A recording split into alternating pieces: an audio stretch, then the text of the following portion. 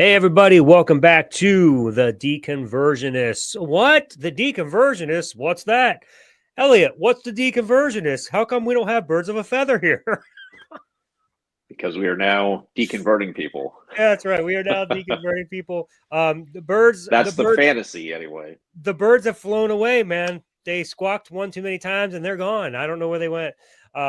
Anyway, we just thought it more apropos to change our name to the Deconversionists. So here we are. It'll be a lot of fun as we go forward. We're looking at having guests here and there and being able to dialogue with them.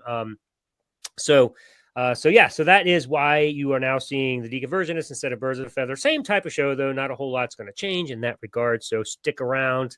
You're still going to have us just kind of shoot from the hip and talk and have some fun. We hope that something we say here actually makes a difference in your life and impacts you in some way. That's always the goal. And also, we enjoy learning from each other. So here we are today, first episode of the Deconversionists, as it is. And we're going to be talking about morality, specifically morality in the humanist model, and why that is so much far, speak English, Alan, why that is so far superior to the theist model, because the theist model actually makes morality impossible. Now, I know that theists, especially Christians, love to claim that you can't be moral without God, and that God is required to be some transcendent standard in order for morality to be possible. But we're actually going to argue today and demonstrate that it's actually the opposite. That with a God that dictates supposed morals and how you must live, it actually makes morality impossible. It only actually works in some other model, and I believe the humanist model is the most accurate and best model that we currently have available to us. So that's what we're going to talk about today, a little bit of morality. So, Elliot, do you want to introduce it with anything? Throw some thoughts out before we get rolling? Well, sure. So you have me at a bit of a disadvantage because I am really wanting to hear how morality is impossible on the theist model, because I honestly don't know. I mean, I've got some thoughts, clearly, but I don't know how it's impossible. So I'm looking forward to hearing that. And on the flip side, I myself am not really a humanist. I haven't really studied it that much. Haven't put a whole lot of thought into it. I have my own model of morality. Whether that is consistent with the humanist model or not remains to be seen. But why don't you go ahead and give both arguments, both why theists cannot be moral and why the humanist model is correct. That sounds great. Well, this will be fun then. I'm looking forward to hearing what you have and see if they line up.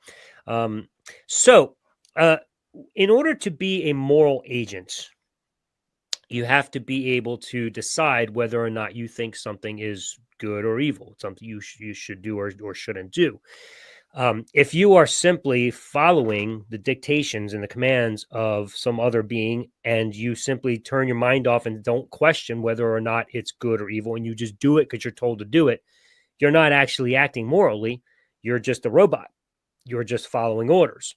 So in the Christian model, and I believe it's pretty much any theist model that believes that there is a God or gods that dictate the rules to us and that we have to live by them, you are simply submitting yourself to this God. And again, especially in Christianity, Yahweh makes all the rules. And of course, if you follow the Bible, he's arbitrary with them and moves all over the place. And it becomes very difficult even to follow what his rules are, which is why there's over 1,000 denominations in Christianity. And within each one of those denominations, probably a million different small views of different things people believe God teaches that we're supposed to live by.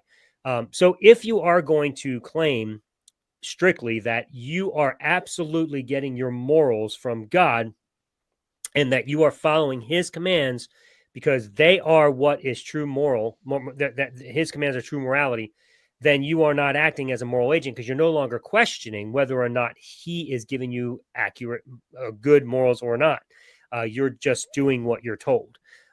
So that is why I think it's impossible to actually have morality in the theistic model, because you're not a moral agent. You're following the dictations of some transcendent being. Now, you might argue, well, that transcendent being, though, is moral. Well, that's the problem, though, is how do you know? How is it possible to know if something is moral or telling you something is good or wrong if you're not allowed to question whether or not his commands are good? As a Christian, everything God says is good and right, and you're just supposed to do it. So you're not really questioning. There's no way you can possibly know if it is good or not. You just determine that it's good. So in reality, what's happening in the Christian model, particularly, but any theist model, uh, you're being inconsistent with your verbiage, because in reality, you are saying whether or not you think this God is good or not. You are the one choosing the morals of this God that you are following.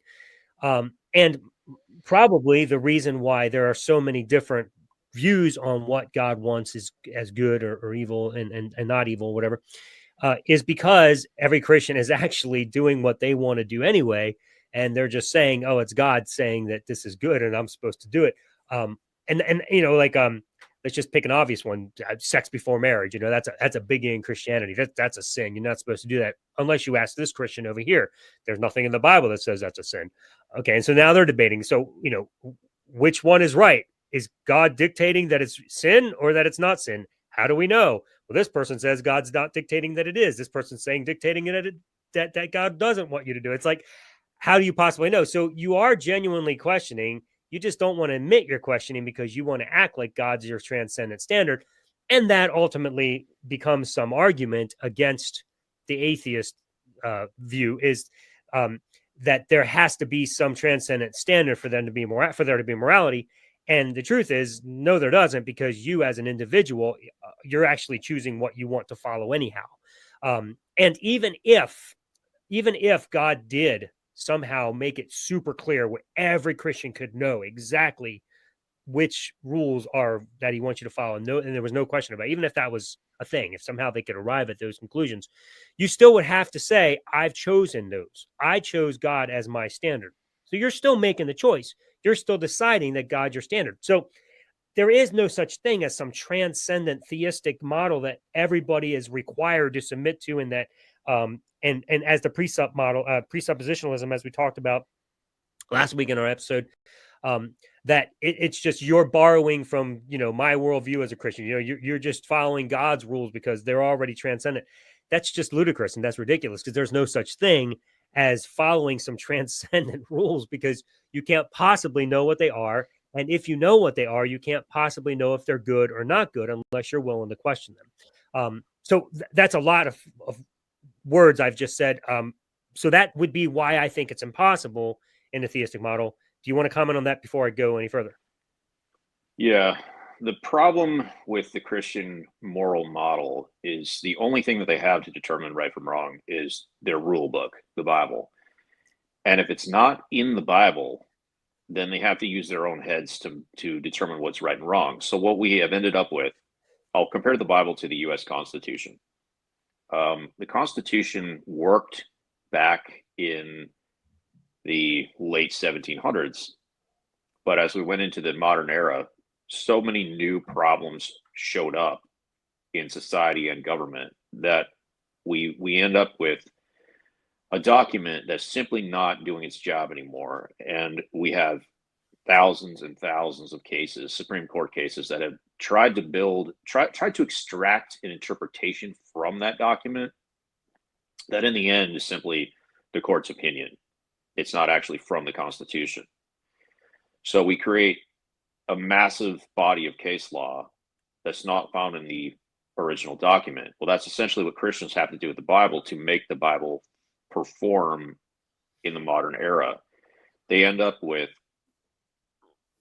this mountain of interpretations that just aren't there, and they're trying to subject that onto their own actions, or their own, onto the world. And you can't really do, I mean, you can try, but you can't really make that work because it's simply not in the source material. And they don't have a system to determine right from wrong outside of the Bible. So you end up with Christians pretending to be the Supreme Court, making up their own interpretations from scratch and then applying that to their actions. And because of that, you end up with the obvious problem of every Christian is their own court. And so every Christian's got their own interpretation or their own opinion of how the Bible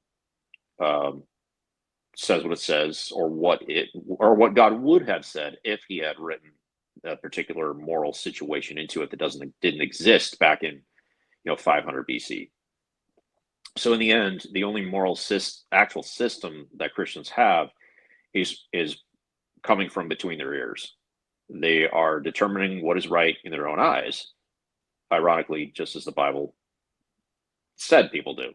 They're forced to do it. Because if you had a rule book or a constitution that covered every possible situation, but didn't give you a system to determine it, you had to just simply follow the rule listed, the book would be so large that, I mean, just imagine an almost infinite number of pages, because there's an infinite number of situations you might find yourself in. So yeah, everybody does what's right in their own eyes. That's their moral system, and that's my own moral system. But I'll get to that later. How I actually flesh that out.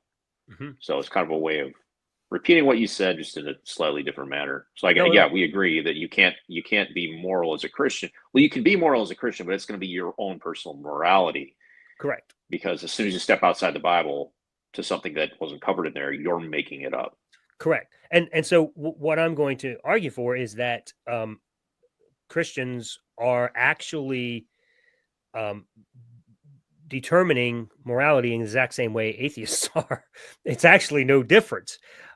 It's just you think it's different because you think there's a God up there that you're submitting to, but as you just explained, you're just making it up as you go along.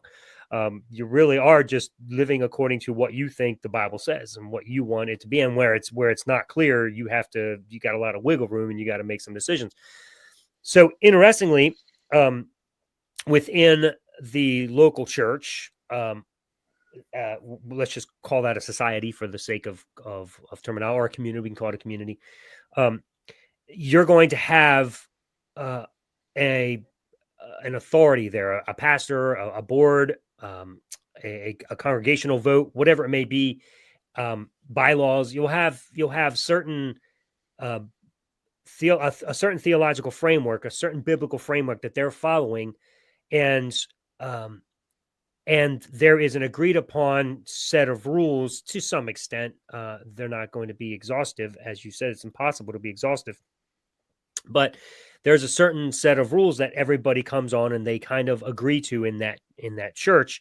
And that's why, you can have church discipline, because when somebody doesn't obey the rules and they refuse to, you got to, do what you got to do to get them out of the church. You got to discipline them or punish them, or, take away the Lord's Supper from them until they become obedient and, get in line again.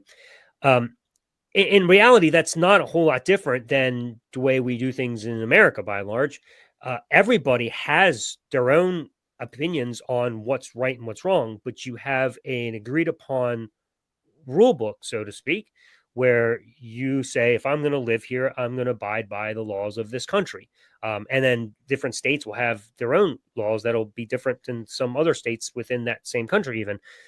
So each community, each society is going to have their own standards, and you're going to follow them. And then there's going to be another church down the street that's going to be slightly different. They're going to have different rules. That's why even in the Christian church, depending on the denomination or how far you are in the South versus the North, or wherever you are, you're going to have some churches that will have homosexual pastors, and others that will say, no, that's a sin and you're not allowed to have that. Some will have women pastors, and some say, no, men only. Some say, it's okay to have sex before marriage. Others will say, no, that's a no-no. You're going to have all kinds of rules like that. So you basically decide that this is the church that I'm willing to work within. And interestingly, if there are certain things you disagree with on the moral ground, you just kind of keep that on the hush, right? You keep that on the lowdown, and you just do it on your own time. You don't tell them. Some churches think it's a sin to drink. And their elders are not allowed to drink whatsoever. They have to sign a document that says, I will not partake in alcohol because I'm an elder. I'm held to a higher standard. You go to their house though, and you find out, yeah, we have a drink every now and then. We just don't tell anybody. Kind of funny how they're okay with sneaking behind the back, right? So they apparently don't think God's watching them, and punishing them or judging them at home because they're okay to sneak it and they don't even have a conscience about it. It's, so morality is not just a cut and dry black and white thing that comes from some God. That's just not the way it works. Each person has so many reasons why they think something is good and something is evil or just bad. And it's going to be different from nation to nation, country to country. It's going to be different from person to person, from gang to non-gang, from Yeah. black to white. You know, you want to say something? Go ahead.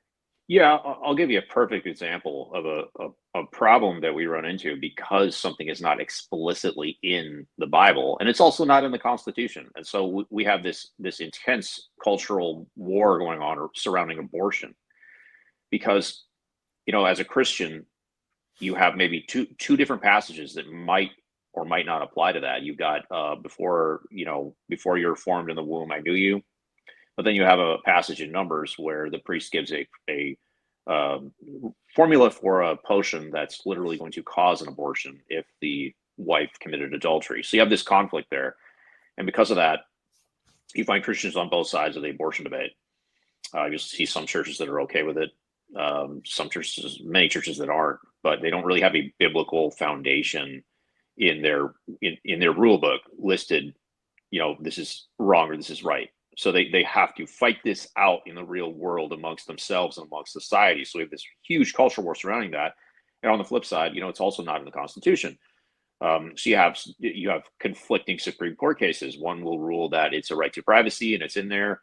Then I don't know what 60 years later they'll rule that it's not. It's actually a states' rights issue. So we have this massive conflict because the writers of the Bible and the framers of the Constitution did not anticipate a moral conundrum that would exist in society in the future and so they could not come up with a definitive rule about that. And it's left to you and everyone else to fight it out using something that's not part of the Bible. Now we will fight it out with our own morality or our own logic. So again, it's coming from right here. It's not coming from any kind of book or document. That's correct.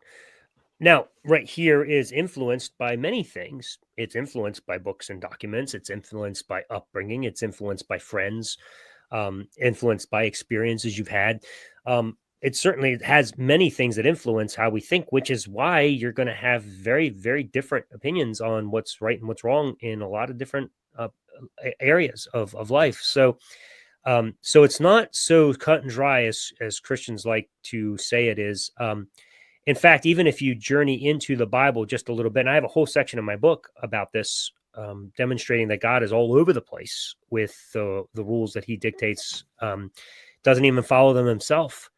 And on top of that, he gives Israel a command to do or not to do something, and then he turns around and tells them to do the exact opposite. And so it's just really bizarre, to say that that God is my transcendent or objective standard when it's like trying to hit a moving target. How do you even know what he wants? So, for example, slavery is a big one. In the Old Testament, slavery was absolutely endorsed, to the degree that Christians don't even try to deny it. Some do. Most of the time, that's because they don't even know it's in there. And then you show it to them, they're like, what? That's in there? But most of the time, the ones who know, they try to justify it. Well, it's because at that time, God was moving it along, or God was trying to teach them something or whatever. Instead of just saying, why couldn't God just tell Israel, his special people, this is wrong and we're not going to do it? I mean, that would be the moral thing to do. If I'm advanced now in 2025 and I have a much better moral system, a much better moral compass than they apparently had, when Israel was around in the promised land there, having slaves and whatnot. You would think that if I traveled back in time and just happened to join Israel there, and God's law was, and so I'm going back with my knowledge that slavery is evil, it's wrong. There's, we should never allow slavery. There's under any circumstances, and a lot of Christians would argue that. But then you go back into Israel's culture, and you see that God's telling them how they should have slaves and where they should get them, and how they should treat them, and beat them, as long as they don't die within 3 days, and so you're getting all these laws. I would find myself in some severe conflict there, because I'd be like, wait a second, I believe that it's completely immoral to have slaves, and I need to go backwards now in my morality to follow God's law. That would be ridiculous. And it's sad to me that Christians will go back into the Old Testament and try to justify the slavery there when they know full well that if they were in that culture, they would have a serious problem with what's going on there, with the commands that God gave. Well, what I find extremely frustrating is the same people that will argue that the biblical version of slavery was okay are the same people who will say, well, the reason we don't have slavery anymore is because the abolitionists were using scripture as their basis for abolishing slavery in the United States, which is, I have no idea where they're getting that from. They would have to prove that, but they never do prove that. They just make that statement, and that's as far as it goes, because you cannot use the Bible and come up. You might not be able to use the Bible and come up with some kind of a system to. No, that's not correct. If you use the Bible to give you a moral command about slavery, you will end up with a system of keeping slaves. Maybe it won't be as bad as American slavery in the South, but there is nothing in the Bible that you're going to come up with that is going to be the basis of the abolition of having slaves. The only thing they can point to is, I think it's the book of Philemon. Correct me if I'm wrong, but Paul is writing a letter to a friend saying, hey, your runaway slave that came to me, I'm sending him back to you, and I want you to treat him as a brother. That was an individual case. This is so obvious. Paul had a problem with one guy treating a guy like a slave because he was his friend. So he sent him back and said, don't treat him badly, but he did not send him back as a free man. And he also says in a different passage, slaves, be obedient to your masters. So there is absolutely nowhere in the entirety of the Bible that you can build an abolitionist theology. So I don't know what these people are talking about. And I don't know what these abolitionist preachers were actually preaching during the 1850s.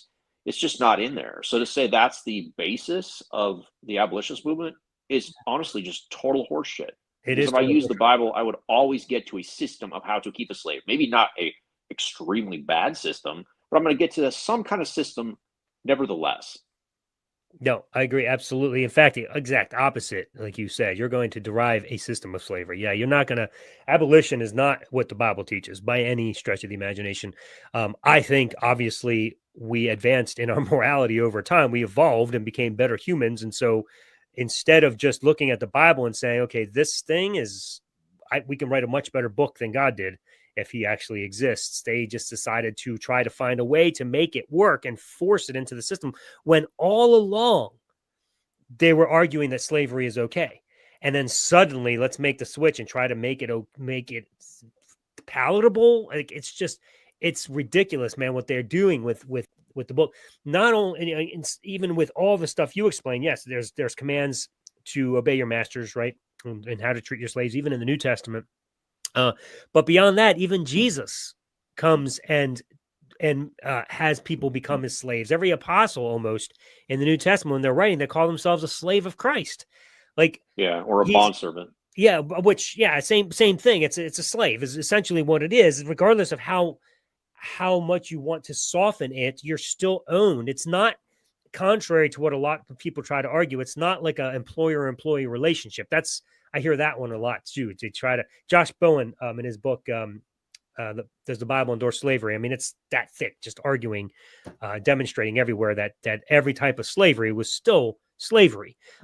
It wasn't an employer relationship where you basically came and made money and could quit whenever you want. That wasn't a luxury. You can just quit whenever you want. Even a bond slave, had the thing that you once you give yourself over, you're done. That you're that owned for life. I honestly don't know why Christians waste their time trying to defend slavery in the Bible. Like, you know what? There's better arguments to be had. Like, just let this one go. Well, but if God indeed did endorse slavery, you got a real problem with this God, because that's not very moral. But I mean, my point is they can't defend it. It's just indefensible. So let it go and move on, because you make yourself look like an idiot and a fool if you try to make the Bible say something that it actually says the opposite of. Right. Like, where your credibility is gone if you try to defend the Mosaic law when it comes to slavery. Right. Yeah. Like, save your credibility for something else. Yeah. Or rape. pedophilia, all Right. of those for that matter. It just becomes really dark and disgusting. Um, it, and even just constant slaughter, genocide, just so many things that just you cannot justify in the old covenant law. And I know typically the argument is, well, yeah, but that's the old covenant, and that's the whole point, is to show the depths of sin. And I'm like, but still, what you're missing is it isn't that God just stepped back and said, okay, you guys show me what you're made of, even though I disagree with you. He's the one giving the damn commands on how to do it. Like Yeah. that's just not like that's not adding up, man. You can't So I had this debate with somebody else on his YouTube channel, and we were talking about morality, and we got to the, you bring up rape, so we got to the question of that, and I had quoted him the verse where God commands the Israelites to completely wipe out this tribe, but to keep the virgins for themselves. Like, what do you think that means? It's the shortest line possible between point A and B. Take the virgins for yourselves, and raping the virgins. I mean, what do you think this was? Consensual? It definitely wasn't consensual, because you took them. Like, you conquered that people, killed everyone, and took them. And he said his actual response was, they're supposed to marry them, and then it's okay. And I wish I had caught this in the debate at the time, because what he had said just 5 minutes prior is he had quoted the Old Testament when it says not to marry foreigners that surround you, not to interbreed with the other tribes, to keep it within the Israelite population. Like, so you're not to marry these people, but then they take the virgins, keep them for themselves, and then they're supposed to marry them. Like, this is the insanity of Christian logic that is trying to force this book to say whatever they want whenever they need it to say something different. Mm-hmm. Yep. There's a passage, off the top of my head, I can't think of where it is, but where it argues that when God's saying that he wants them to obliterate, like completely destroy, kill every man, woman, and boy. And they're just supposed to keep the girls that have not been with a man. What do you think he wants them for? I mean, it's Yeah. ridiculous. But I was debating this with Rick Welch on my show, and this was the last show he ever did. For some reason, he says he wasn't able to do anymore. He's just got busy or whatever. But he responded and said, and he went and researched it, and then the next episode came back and said that the reason is because the boys were being trained to be warriors, and so God had to destroy them because he had to make sure that they weren't there to harm anybody. And the men obviously were warriors, and so we had to get rid of them. And the women, they were just doing prostitution, and they were just doing all the wrong things. So he had to get rid of them too. So it was a purification thing. You keep the pure, innocent girls. And I never got a chance to respond because we ran out of time, and that was the last episode we did. But here's the problem with that is, number one, if the boys are still boys and they can be impressioned upon, then why can't you change that, or at least have them come fight war for you? That's the first issue I have. But even saying what you're saying is right. If the boys are being trained for war just like the men, and these are the people of Peor, the ones that isolated themselves from Israel, so they were kind of like their own people. They were doing their own thing, so they didn't have like some extra community. This is all the kids knew, was what the men were doing and what the women were doing. And supposedly the men were just killing people. They were just warriors. And so the boys had to be destroyed for that reason. The women were doing nothing but prostitution. They were doing all these evil, sinful, sexual acts. What do you think the girls were learning? If the boys are being trained to be warriors and all the girls knew was what the women were doing, what are you talking about? Save the girls for what? What did they learn in that environment? Yeah. Sheerly prostitution and sex. So if you're going to take these little girls and bring them to Israel, what the hell do you think you're bringing them in for? Yeah. If that's what they knew how to do. I think this argument is like this. I was so irritated by the fact that I didn't have a chance to respond to it, because it's just right. And he, like, it caused him pause, because he was like, well, if God is in fact endorsing pedophilia like that, or actually technically it's not pedophilia, but sexual child sexual acts, then he's like, I would have a real problem with God. I'm like, then you should, because that's exactly what that passage is teaching. These girls learn nothing other than what the women were doing. So it frustrates me that which Christians will try to defend the Bible. It's crazy, man.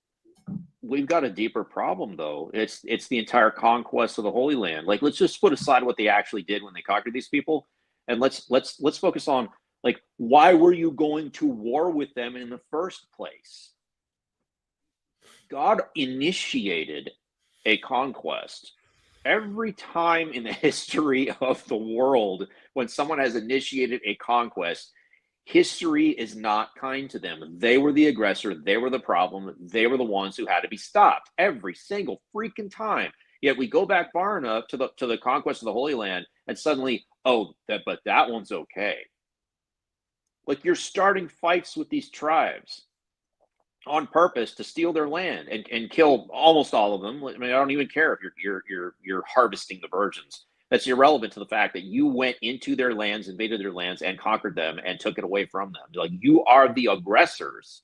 And you know the irony here? You know, one of the things I hear all the time from Christians is, why don't you just leave us alone to live our lives? We can believe whatever we want. And here you have a God that you follow that won't follow your advice. He's going into every nation and saying, oh, you have to live my way or I'm going to kill you. And that's exactly how Christianity, with its roots in Judaism, in Israel, that's exactly what their system has been all the way, even through the Crusades. It's bow the knee and live our way or die. And we're told that we have to let them just have their peace and live however they want. Like, we're destroying nations here. Yeah, well, we're supposed to leave alone the current ones, because now they've gotten better. The American Christians, they just want to be left alone to practice their religion. So, but we'll leave them alone. And they always want to take shots. Even the Christians want to take shots at the Crusades and take shots at the Spanish Inquisition, and then say, well, that wasn't us. It was a different time. They had the wrong theology. They were sinning, whatever. So, but one of the most difficult problems for Christians to answer is God operating by a different moral standard than the one that he is issuing? I asked this of a Christian during an argument once, and he refused to answer it, no matter how many times I posed it.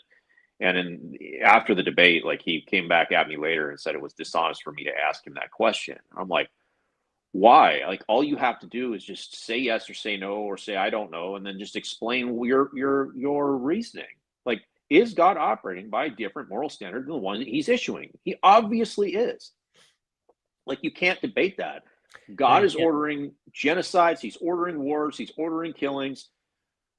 He's creating hell. Like, this is the big one in the moral conversation of Christianity versus atheism.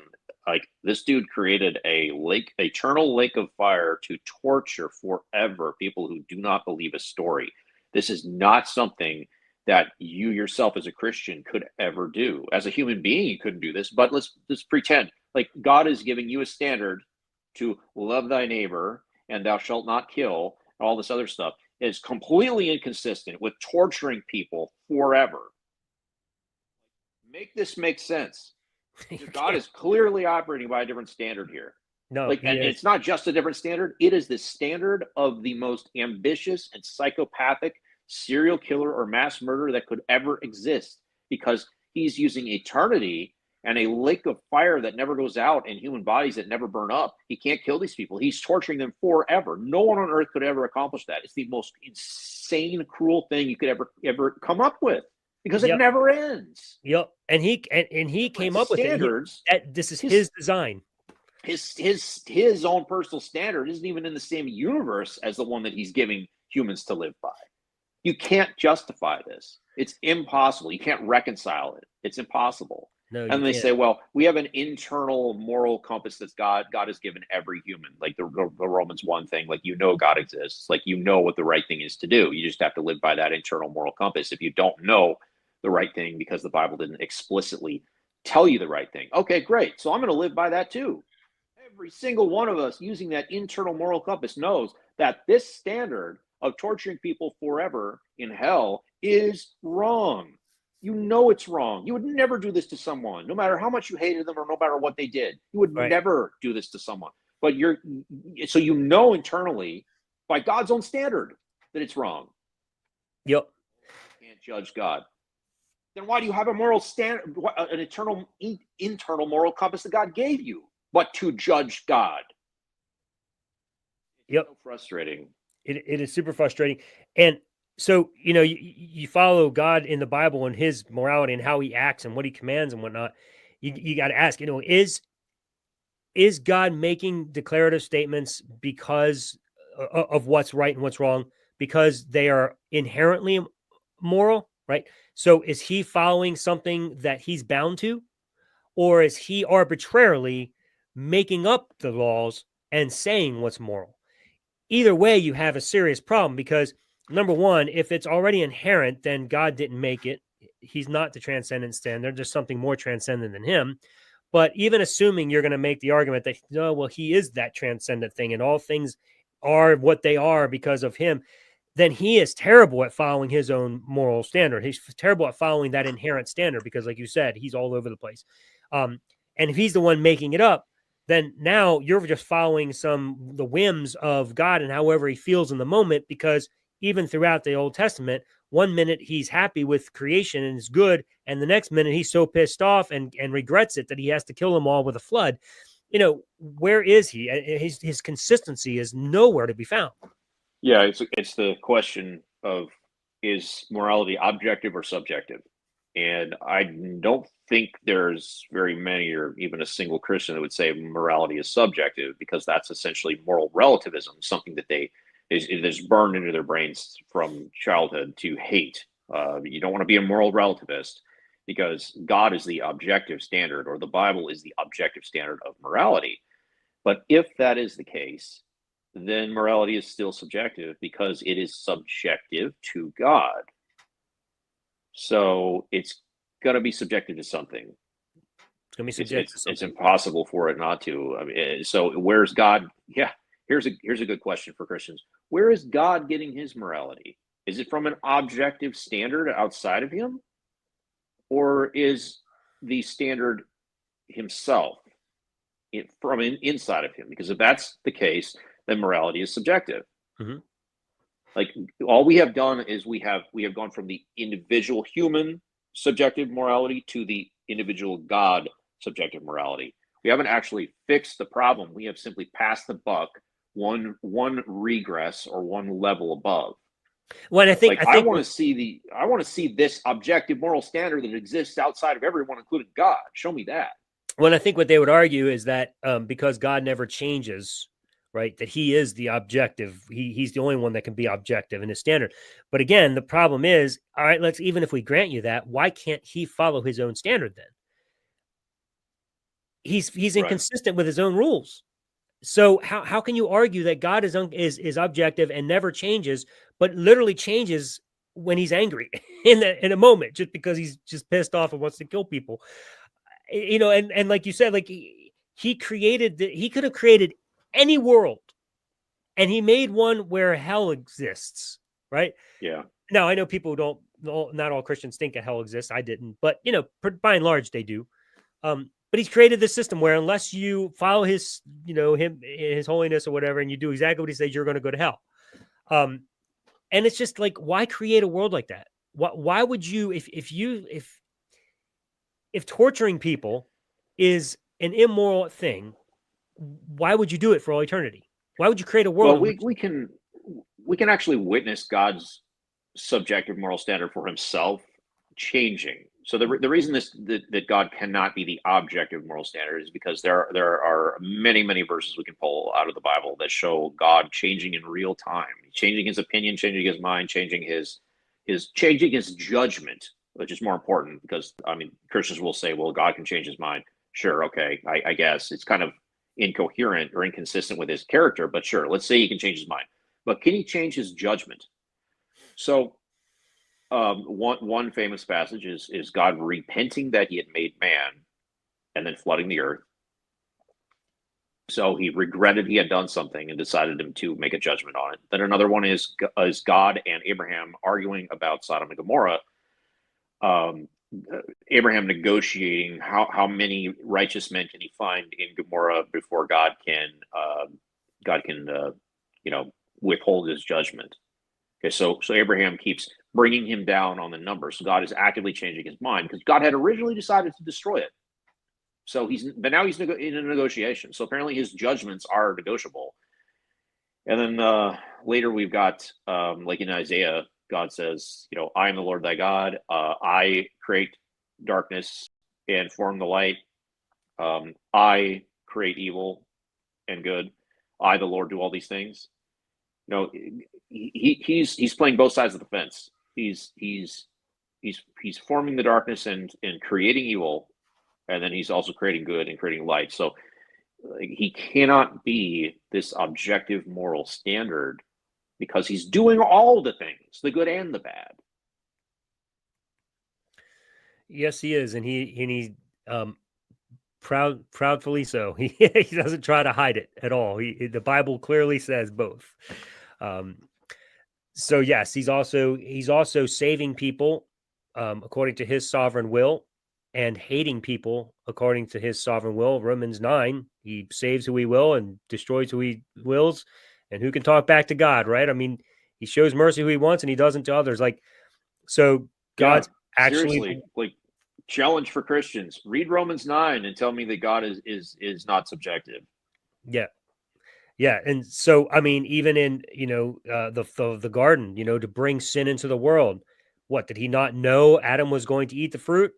Of course he knew. He's sovereign, right? He's omniscient. He knows these things. Or, as some Christians have tried to go now, it's called open theism. Well, God just rolls around with us as we go. He has no idea. He's shut himself off to knowing anything in the future. Well, geez, man, why are you going to depend on that guy? He's very independable. Like, if I don't know that he could protect me for the future, if he's my only hope, how is that hope that he can do anything to save me from anything if he has no way to know the future and make sure that my life is taken care of? Like, that's not a really dependable God at all. So that's interesting. That God has essentially purposefully erased his knowledge of the future. Yet he's omniscient, but because he's omnipotent and all powerful, he would be able to do that, erase his knowledge. But he can't because he's omniscient. So you have this conflict between omniscience and omnipotence. It's kind of like the conundrum: can God, form a rock so big he can't stone so big he can't lift it? Yeah, it doesn't make sense. It's a paradox. Like, if you are omniscient, you know everything. How can you possibly, use your all powerfulness to erase your all knowing? Right. That's totally in conflict. I mean, that's just that. Look, it's just humans making stuff up. Really. Well, doing anything to defend God in the best way you see possible, because there's so many. Look, Christians are obviously aware that there are so many problems with the Bible that they are constantly looking for loopholes, trying to find ways to make sense of it, making stuff up like God shut his omniscience off. Like, we'll do anything to just make this thing work for us because we need this God and we know he's a mess, but somehow we need him. I don't know why you need him so bad. If I've got two opposing paths here, and one is that, this completely illogical paradox. The other is you just made it up. I mean, it's pretty obvious, should be to any sensible person, that you just made it up because it's not logical. Yep. All right. So plenty of problems with the theist model. It just doesn't work. God's inconsistent to begin with. Pretending like he's a transcendent standard is just not true because you're basically interpreting whatever you want anyway. And even if there was a consistent standard that he gave and somehow we could prove that, you still are the one choosing that standard. So it's still coming from your subjective decision. You are saying, I want that one. So the theist, it just doesn't work to say that there's a transcendent objective standard out there. It just doesn't work. It's actually impossible. So let me just throw out what I would argue is, the humanist model. So, first of all, defining morality, like what is it we're trying to target? What's the goal of morality? What does it even mean? So, every person, I think, in their subjectivity, there is one thing that we would all tend to agree with, and it is that the goal for even myself as an individual is the greatest possible well-being and the least possible harm. That is just common amongst everybody, even those who are even masochists, for example, would still follow that paradigm. It's just they don't see their self-infliction or other infliction that they receive is part of well-being for them, because they see it as a healing process, as something that feels good. Um, so so every person wants themselves to be okay. Now they might be messed up in the head and can't grasp that. Oh, well, maybe I should treat others like that too. We would call that somebody that's what's the word I'm looking for? Um, not not thinking correctly, I guess. Insane maybe would be a good word. So if we begin there and we say, okay, what is our goal is the greatest possible well-being and the least possible harm. That's what we want for every person. So from there, you begin to discuss what the rules are for that game, so to speak. What are we trying? What are we going to do to be able to accomplish that goal? And you bring your opinions to the table and you discuss them. In America, we do voting, and you vote, and you decide, I'm going to live here and I'm going to be okay with the majority wins system, or whatever system you choose to agree to. Smaller communities can do more discussion oriented rather than majority wins type things. But long and short of it all, though it's not an easy system, it is a good system where you can actually decide and discuss things and then agree to a standard by which you're going to live as a community. And that standard then becomes the objective standard for that community for that particular time that you have agreed to live by it. And it can change too when you come up with this more discussions and you say, oh, I'd like to modify this. And then you discuss it, you modify it, you agree to it. And then you have a new objective standard. But it's always subjectively being altered as long as you agree to it at the end and you're going to live by that. Playing sports is very much like this. What you do is you come up with a sport called football, and you say, "Hey, what's the goal?" The goal is to score points by getting the ball into the end zone, and then you know the goal now, and you say, "Okay, well, what are the rules we're going to decide to live by as we play this game?" So to make sure that we can all try to achieve that goal in the best possible way, so that we have the greatest well-being and the least possible harm, to make sure everybody accomplishing that goal. And you set the rules. And then once you all agree to the rules, they become the objective rules of the game. And then you play. Interestingly enough, every season, the football rules get updated. They go to the table, they modify some rules, everybody agrees to them. And now you have a new objective standard for the season. I think morality works the same way as it does coming up with a sport. So that's the way I would see morality working. So even down to the smallest community you can think of, like a husband and a wife. Or just two partners, doesn't matter if they're even a husband or wife, you get together and the two of you have an agreeable terms that you have decided that you're going to live by in that relationship. And everybody's is going to be different. You might have different agreements with your wife than I would with mine. We don't have to agree that on how each other should live. It doesn't fucking matter, because it's your life and you're with her and I'm with mine, and that's all that matters. Some people would even say that it's okay to have multiple partners. Okay, if you agree to those terms in your relationship, as long as you agree to them and that's the rules you play by, congratulations, have fun. There's nothing immoral about it if you have agreed to those terms in that community. In another community, you would have to say, no, that this one's, we have agreed that we're not going to share each other. We're just going to be isolated to just the two of us, and we're not going to be willing to have multiple partners. Okay, well then that's called cheating when you do, because you've agreed to it in that community, and so you've had a different set of moral grounds that are subjectively, if you will be, or even now objectively different than another objective community, because you've agreed to terms that are different than in others. So that's the way I see it working. Again, it's never simple. These things aren't just like, you don't just abracadabra and it happens. It takes a lot of work, obviously, to build a healthy community. But that's a good way to do it. And the best thing we can do is listen to what others are saying, because if we genuinely want the greatest well-being and the least possible harm, I want my voice heard in what that means. I should hear them and what that means for them. And so we try to find a compromise that would work in a way that is beneficial to both of us. And the least rules really that you can have that could accomplish that goal, the better, because you want to give everybody as much freedom as possible. Nobody wants to restrict that.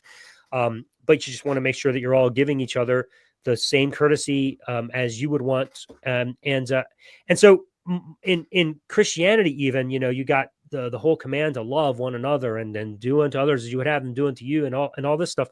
That's essentially saying you want the greatest possible well-being and the least possible harm for each other. That's what love looks like in the commands. So I'm not saying anything crazy. I'm just saying this is actually the way it does work in real life. It's just Christians don't like to admit it because they want to argue for some transcendent standard, but it's just not reality. You have different rules in your marriage than another marriage does already. I can promise you that. You have different rules about drinking in your home than others would. Your church has different rules than another church has, as we talked about earlier, because you've all decided to agree to terms. God had nothing to do with it. You're literally just interpreting your own Bible. You're making it up. You have your own interpretation of your preferred Bible. And then you have which books of the Bible you think are important. Is it just the New Testament? Do you include the Old Testament? There's so many factors that go into this, but at the end of the day, I do think that everybody just does live like this. And the sooner we can realize it and say, oh, yeah, this is how we are actually doing things, the sooner we can eliminate the theistic model and not need God anymore and actually move forward with our lives and have a much healthier society. But that's my take. That's what I think is happening. That's how I would argue for morality. And personally, I think it's the healthiest. And it's the best for everybody involved. Now, you're going to have those outliers again that don't care about others. And so, yes, you're going to have to restrict their freedoms because they're not serving the greater well-being, and they're still choosing to live in a society where we've agreed to these rules. They're breaking the rules, and so therefore they have to be restricted from their freedoms because they're breaking the rules and they're hurting others. You don't like our rules? Go somewhere else. That's fine, but you've decided to live in this, and so now you have to obey our rules. If you want to change them, you're welcome to come and discuss it with us. We'll have an ear, but it's doubtful anybody will say that, we think going around killing people is a good idea. So if that's your modification, it's unlikely going to pass. But anyway, so that's my 2 cents, and there's probably a lot more I could say, and maybe even clarify if there's questions. But I'd love you to comment on that, and then throw us your system to see how close they are or how far they are. So I think what you ended with, that there are people who are disregard those rules and they suffer the consequences. I think you're getting really close to like what really determines our morality. Our system is simply the society that we live in. We're born into a society where we had no say in making the rules, and we have to abide by those rules that we've inherited, or we will be kicked out of that society. So we don't really get to decide our morality. It is an appeal to consequence, and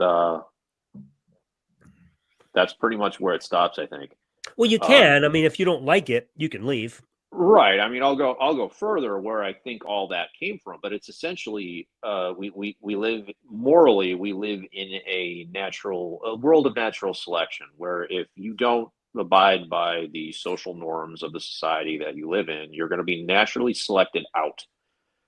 You'll either leave, or you're going to end up in prison, or you're going to end up some kind of an outcast living by yourself, but using your own moral code.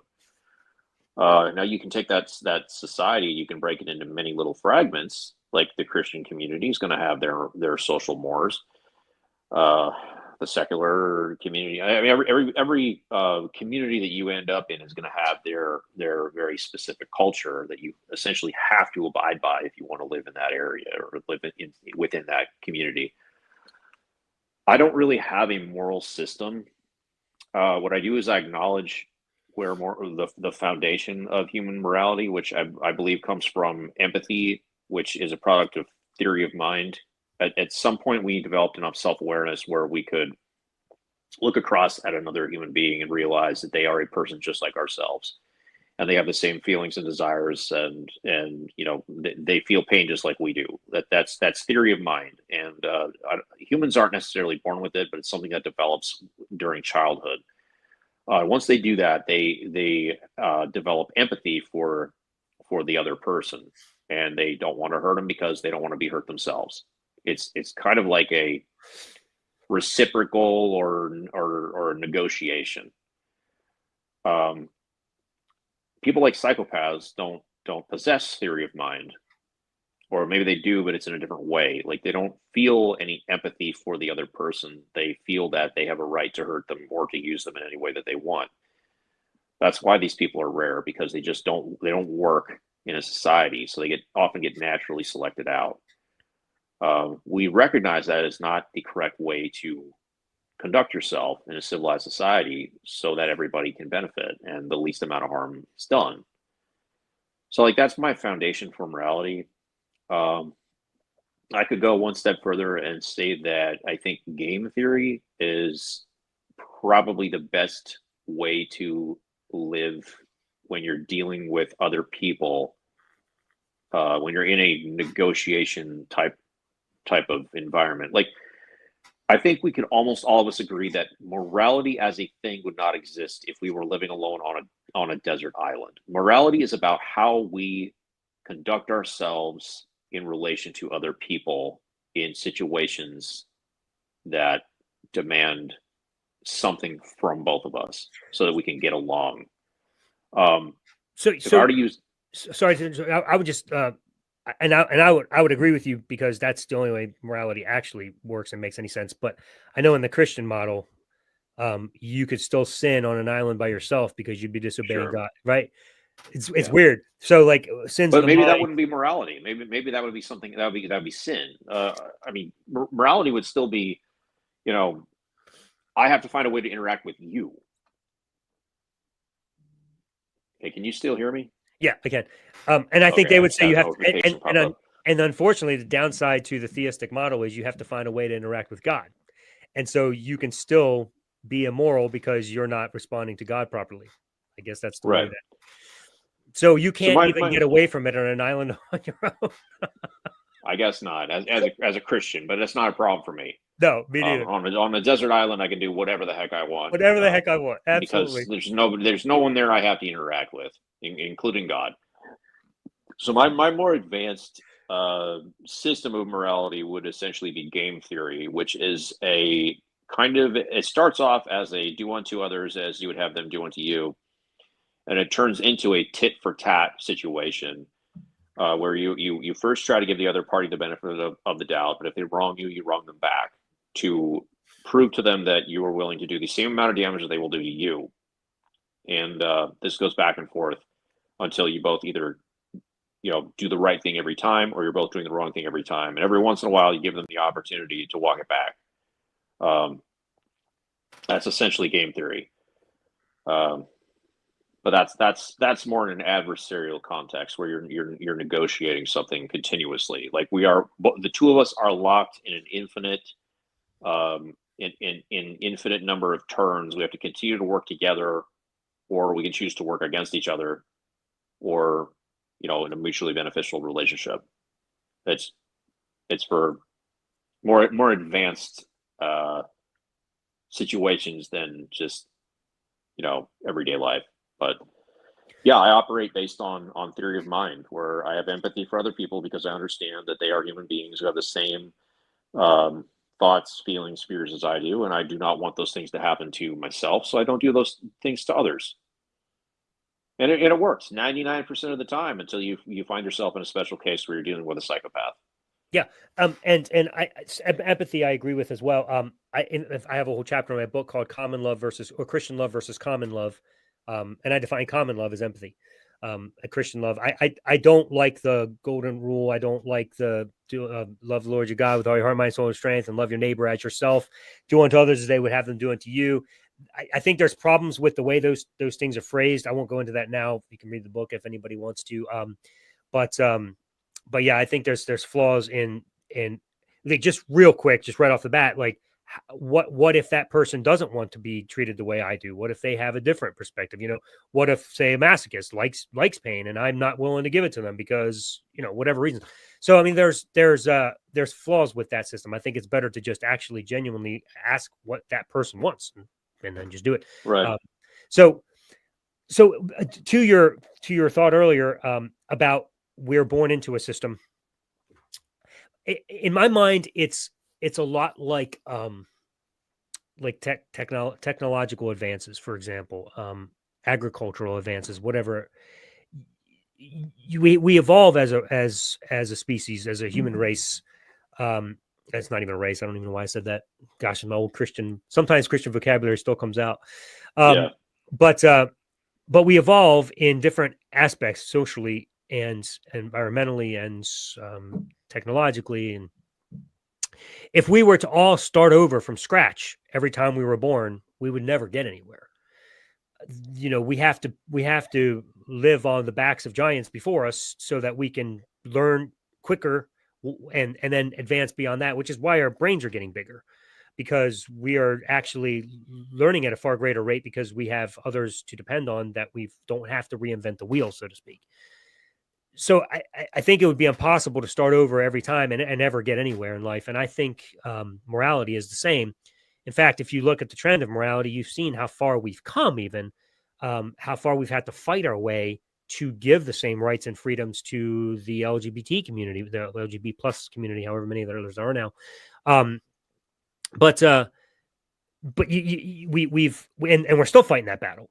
Once upon a time, it was blacks. We had to fight for blacks to have freedom, and then women to have rights. And we're still fighting those battles and still trying to get them where they need to be. And so it's going to be this constant thing where we're morally speaking, we're always trying to advance further. But if we had to start over, we might still be Old Covenant Israel endorsing slavery. So, so I think it's okay that we're born into a system, and evolution, uh, as scientists would say, individuals mutate, but communities evolve. And so, as an individual, my opinions may be different as I grow in age, but it's only as a community that we're going to evolve. And so, I need to be born into something that's better than it would be had I been born into nothing and had to start from scratch. So I think I see how change has been positive as people have evolved. I also see times where it goes negative when we don't do very good or don't think very well. So so it is impossible, I think, to just start over from scratch and not be born into some system, unless you're, like you said, you're born on an island and then your mom abandoned you and you grow up on your own somehow and survive. But I don't think that's reality. So in the reality of life, you have to have something to start with, and then you go from there and you hopefully get better.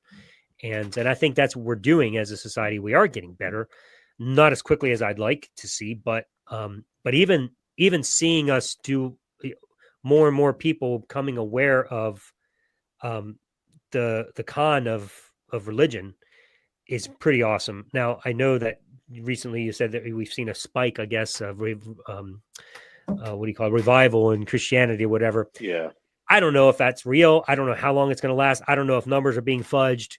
I don't know if there's an emotional thing going on lately because the tide is following the Christian nationalism. But I don't think it's going to last. I think a lot of times these spikes kind of jump and then they die back down. I hope so.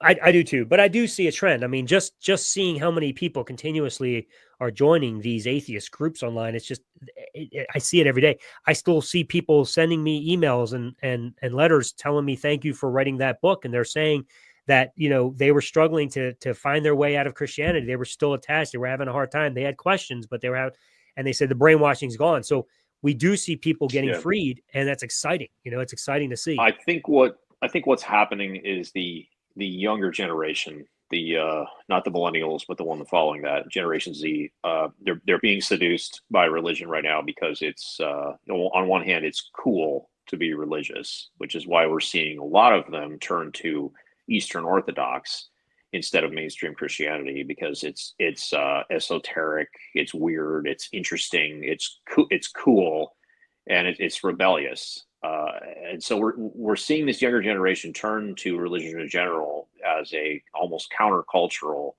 revolution, because the generation before them are the ones who became the most atheistic.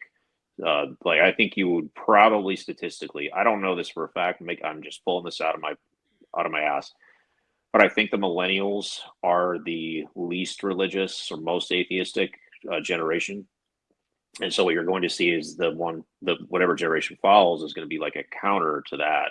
And you see, so it goes through these waves where it's cool or hip to be different than the one that came before you.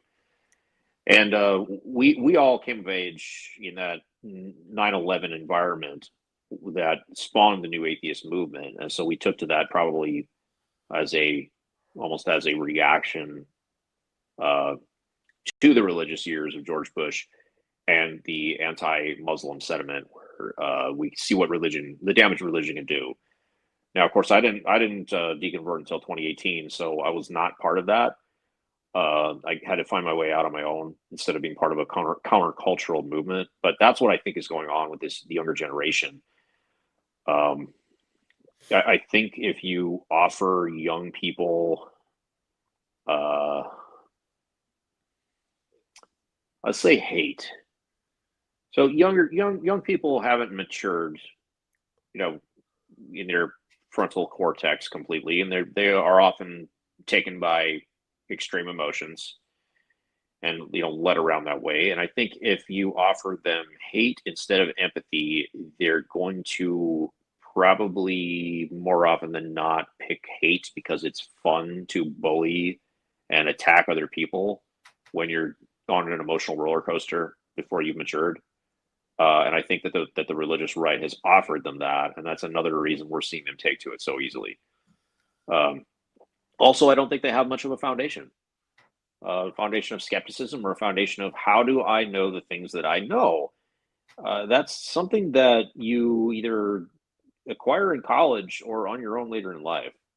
I mean, there's very few people being taught a foundation of how to know the things you know as a teenager.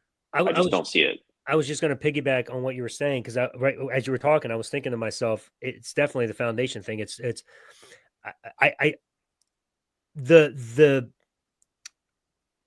the generation of uprising right now that's happening that we're talking about, that the Christian um, um, revival that's taking place.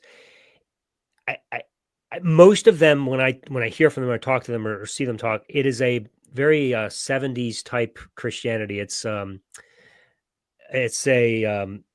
peace love type Christianity. Wow, really? Well, yeah. In other words, what I'm trying to say is it's like um,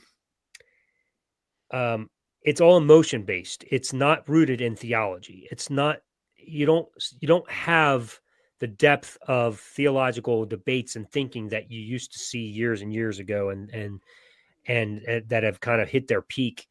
Um, they're coming in, and when you ask them to defend the faith, I don't think most of them know how to defend the faith. It's more like just do what feels good. Um, Mm, and Christianity to some of them feels good, um, because you're supposed to love. That's what it's all about. Now I know you said that they would go to hate, but I wonder if one of the reasons this is happening is because you see so much hate taking place. I don't know, but I um, guess it depends on who you're watching, who you're listening to. Um, like I see stuff on the far right. Maybe you're seeing a different fragment of Generation Z and how they're acting and who they're interacting with. But like especially for the segment that's going to the Eastern Orthodox, apparently the Eastern Orthodox Church has a prohibition on people doing apologetics unless they have been specifically educated in church apologetics. So you'll see a lot of these guys like refuse to debate the existence of God or the truth of the church. So that's one way that they get out of it. Um, but that far right form of Christianity is, I mean, that's mostly most often associated with hateful theology, and like that's what I'm seeing, like especially in the aftermath of Charlie Kirk, and like the things that he said were interpreted by a tremendous number of people as being hateful, and that's the kind of rhetoric that this younger generation is gravitating to. It's fun to beat up on other people. It's fun to call people out. It's fun to attack people, and you know, basically be a bully when you are young and you're dealing with a lot of roller coaster of emotions. It's not fun to be nice. It's not fun to be empathetic and say, "Hey, I accept you for who you are." Like, where's the fun in that? Like, as a child, you want to, get it on. I see what you're saying. So yeah, it's hate couched in love. I see what you're saying because because I definitely can observe that same rhetoric taking place. Yeah, but they'll call it love because what I see happening is as a Christian, you can be as horrible to somebody that doesn't follow your understanding of the Bible as you need to be and call it loving because um, because it's God's way or the highway, and God demands that you submit to Him and live His way.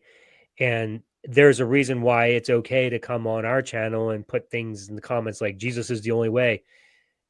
I thought you said we're supposed to let people, believe whatever they want. So it's okay for you to come on our channel and do that, but we're not allowed to say the opposite to you. Um, so they'll, so yeah, I mean,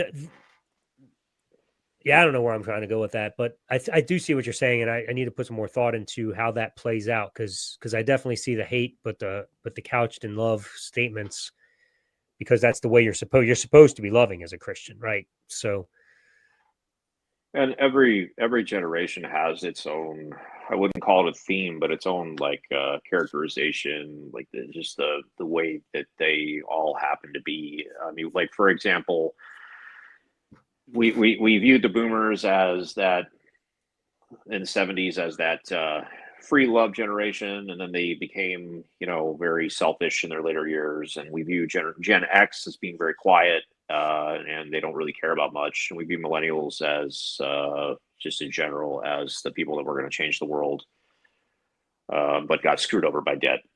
And maybe this next generation is characterized by technology and online